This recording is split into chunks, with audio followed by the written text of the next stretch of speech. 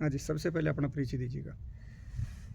सबसे पहले तो क्षेत्रवासियों का और आपके चैनल का बहुत बहुत धन्यवाद। मैं कैलाश चंद शर्मा सनोफ शिव कुमार शर्मा, गांव बाघोर, जिला महेंद्रगढ़, तहसील कन्या। क्या करना चाहते हैं आप? ये पूर्व शिक्षा मंत्री रामविलास शर्मा और इसके 8 आदमियों के अत्याचार के कारण मेरे लड़के ने सुसाइड कर लिया और मेरी पत्नी ने भी सुसाइड करने का प्रयास किया था, पॉइजन खा लिया था, लेकिन हमें न्याय नहीं मिला कहीं पर भी। अब न्यायालय में की शरण में गए हैं, न्यायालय ने हमारी सुनवाई की है, भारत में न्याय है, हमें अब ये विश्वास हो गया है। आपने जैसे पूर्व शिक्षा मंत्री पर आरोप लगाया है, इसका आपके पास क्या प्रूफ है? जैसे आपने कहा कि पूर्व शिक्षा मंत्री रामविलास शर्मा जी ने देखो जी, के बारे में हमारे गांव में एक लड़की एक लड़के के साथ शादी करने के लिए गई थी, तो वो लड़की उस लड़के के पास ही बरामद हुई और उस लड़की ने फर्स्ट में FIR में यही लिखवाया था कि मैं इसके साथ शादी करने के लिए गई थी। लेकिन लड़की के 3 दिन बाद 164 के बयान पलटवा के और मेरे लड़के का नाम जुड़वा दिया। वो इस मंत्री ने जुड़वाया। इसके मेरे पास पुख्ता प्रूफ प्रमाण सबूत है, रिकॉर्डिंग भी है। इस रामविलास और इस रणधीर का जो मैन आदमी है उसने मेरे को बताया, उसकी रिकॉर्डिंग भी है।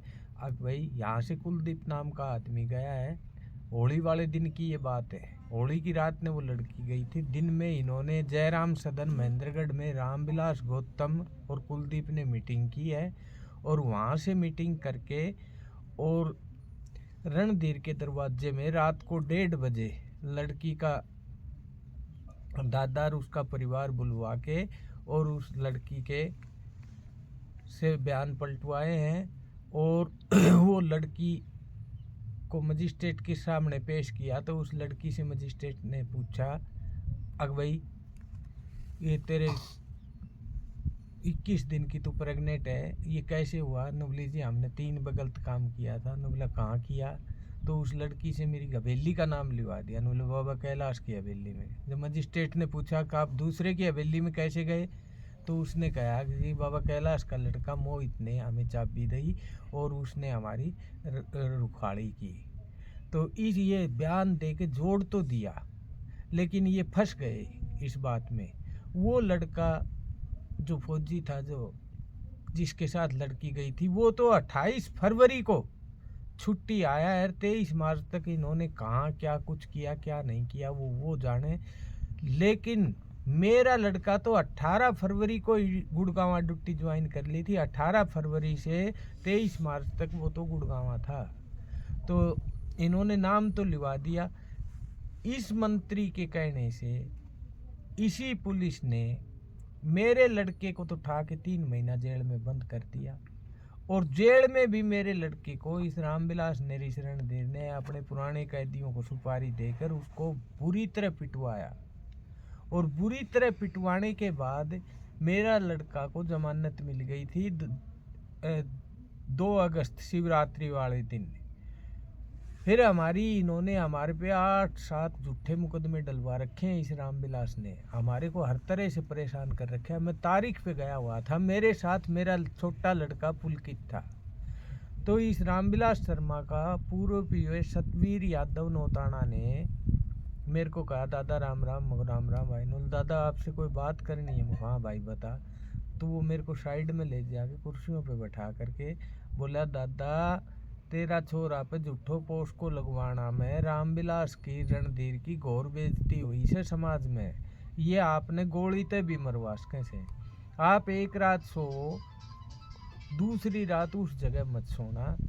मैं बोलो भाई मैं तो खेता में सो और ये कि मैं करेंगा वो कर लेगा। जदू ने मेरा ऐसे हाथ पकड़ा, बोलो दादा, उसने गाली भी दी आखिर सराम जादे के पास 10-15 हजार करोड़ रुपए हैं, ये किसी भी गुंडे को 1-2 करोड़ रुपया देगा, आपको मरवा देगा। तो ये बात मेरे लड़का भी सुन रहा था। उसने आके अपनी मम्मी को बता दिया कि मम्मी पापा की तो जान को खतरा है। नुबली अरे भाई कैसे? ने बोली मम्मी उनको पी ये कह रहे हो तो रामविलास को आपने गोली ते मरवास के ने बोली भाई तेरे पापा मर जागो तो अपन कौन। तो इसके पहले एक सेटबैक तो ये लगा था कि भाई इसके लड़के को पुलिस उठा के ले गई जब इसका दहका लग गया था। दूसरी ये बात सुनते ही इसने तो रसोई में जाके वो मकोड़ा घर में न आए, वो डीडीटी रखी थी छिड़क दिया करता, वो डीडीटी का कब भरा रखा था, वो प्याले में घोल के ये तो पी गई। और इसने कहा अगर भाई मेरे बयान नोट करवा दो, मेरी मौत का जवाबदार रामविलास शर्मा है। इसने हमारे परिवार पर तरह तरह के अत्याचार करती है। हमारा खेत का कनेक्शन ट्यूबवेल का जो कि कट नहीं सकता किसान का 6 साल से पीडीसीओ करवा रखा है, जबकि हमने बिल भर रखे, हमारे पास रसीद रही पर पीडीसीओ करवा रखा है।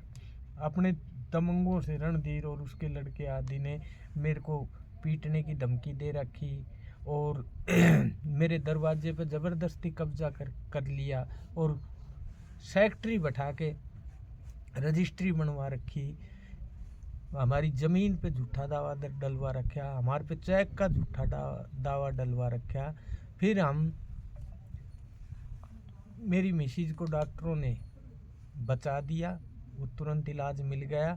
फिर इन्होंने हमारे को हॉस्पिटल से भी निकलवाने की कोशिश करी, पुलिस से भी बयान नहीं लेने जाने दिया।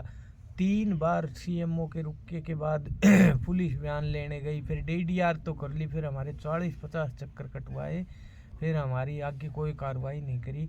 तो मैंने श्री राष्ट्रपति जी, श्री प्रधानमंत्री जी, श्री रक्षा मंत्री जी, श्री गृह मंत्री जी, सीएम साहब, श्री ऊर्जा मंत्री जी और ये चीफ जस्टिस जी चंद्रचूड़ जी और मानव आयोग अधिकार और पुलिस के जितने भी आला अधिकारी हैं उन सब को रजिस्ट्रियाँ की।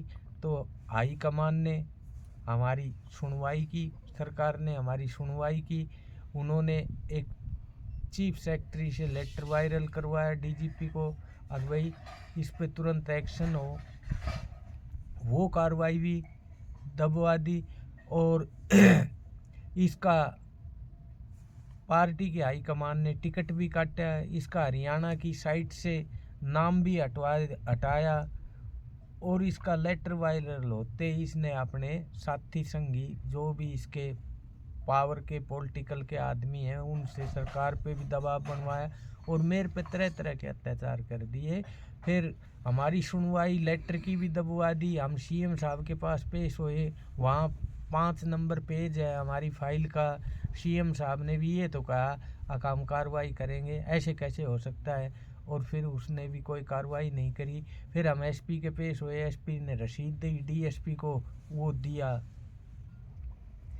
आदेश दिया कि भाई ये इंक्वायरी करो, लेकिन डीएसपी ने 90 दिन हम उसके पीछे पीछे घूमते रहे। उसने हमारे को न तो बुलाया न हमारी सुनवाई की और हम 90 दिन के बाद फिर ज़बरदस्ती उनके पास चले गए। न बोले जाओ तुम्हारी सुनवाई होगी। मैं कहाँ हो गई, हम नहीं बुलाए, कोई प्रूफ नहीं देखा, कोई न बोले तुम जाओ। तो ऐसी बातें होते ही लड़का एकदम से डिप्रेशन में आ गया। अब भाई हमारे पे तो तरह तरह के अत्याचार सब हमारे पास सबूत रहे, बस लड़का 4 दिन डिप्रेशन में रहा। रोटी छूट गई थी, रात को सो नहीं पा रहा था। न बोला मम्मी ये कमज़ोर नहीं था, पापा ने कह दे न्या को न्या मरनू हूँ भी, हम बदलो लेकर मरांगा, पर वो मेरा प्रोटोकॉल नहीं तोड़ पाया। मैंने उसको कह दिया था भगवान है, समाज है, सरकार है, बेटे न्याय का देव शनि है, कानून अपन कदे हाथ में लिया नहीं, लेकिन ये अत्याचार की अति पे अति करते गए, मेरे घर में नुकसान पे नुकसान होता गया। अब अति हो गई तो अब भी ये दबाना चाह रहे हैं इस केस को, एफआईआर नहीं कर रहे। मैंने डेड बॉडी रख रखी है कि भाई जब वह एफआईआर हो जाएगी तभी दाह संस्कार कर देंगे। 1 महीना 10 दिन के करीब हो गए डेड बॉडी को रखे हुए। फिर मैंने कोर्ट की शरण ली, कोर्ट ने हमारी सुनवाई करी। इस भारत देश में न्याय है, मैं कोर्ट का धन्यवाद करता हूँ। अब भाई कोर्ट ने हमारी सुनवाई की। अभी डेड बॉडी आपको कब देंगे? इस कोर्ट ने तो आदेश किया है अब भाई 3 दिन के अंदर जी इन्वेस्टिगेशन करके और दाह संस्कार करवाओ बॉडी का।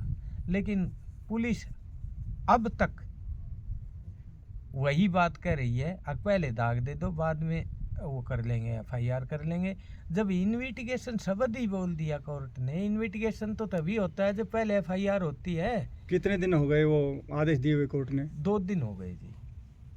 अभी तक आपके पास कोई अधिकारी, कोई मेरे पास सूचना लेने- एसडीएम साहब आए, एसएचओ साहब आए जी, और कानूगा साहब आए, युद्धवीर वो इंस्पेक्टर हैं वो आए, अधिकारी तो आए हैं, लेकिन अभी वो कह के गए थे कि जी आप इस पर दस्तखत कर दो। मगर जी आप हमें एफआईआर दे दो, हम दस्तखत कर देंगे। कोर्ट का हम हर आदेश मानने को तैयार हैं, पर कोर्ट ने आपको भी बाध्य किया है, हमारे को भी किया है।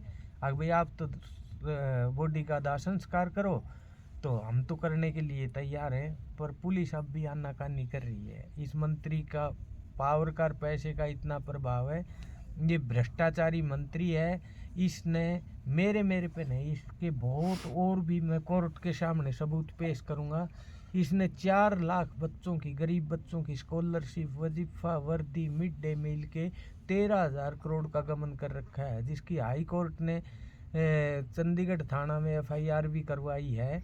पर उस एफआईआर में 7 अधिकारी दिए थे, तो कोर्ट संतुष्ट नहीं हुआ। अगर भाई जिसका महकमा था, जिसने बड़ा गबन किया है, उसको शामिल करो, तो वो कब होगा? उस टाइम हम सरकार को इसके प्रूफ भी देंगे कि इसके पास यहाँ काली कमाई का इसने इन्वेस्ट कर रखी है।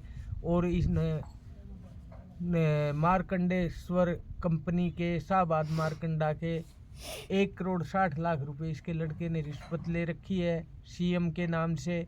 वो लेटर भी हैं, उसकी एफआईआर हुई, वो एफआईआर भी दबा दी।